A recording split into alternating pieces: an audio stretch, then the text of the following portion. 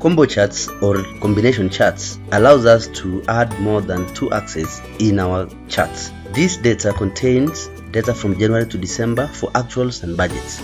I also want to calculate the variance for this variance on budget versus actual. I will subtract budget minus actuals, then divide this by actuals and enter, then copy downwards and change that to percentage. Once I change that to percentage, it's time now to insert my charts.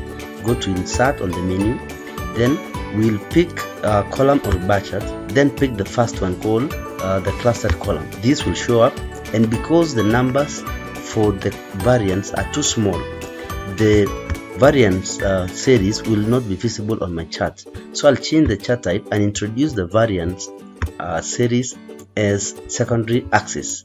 Click on change chart type, go to combo chart or combination chart.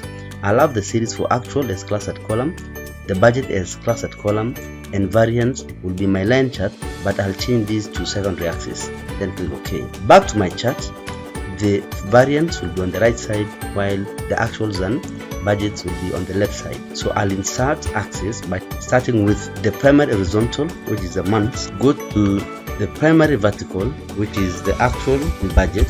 And thirdly, I'm going to go to secondary vertical, which is the variance. I'll also include a chart title here. I call this chart of actual and budget. Enter. Thanks for watching. My name is David Kandia.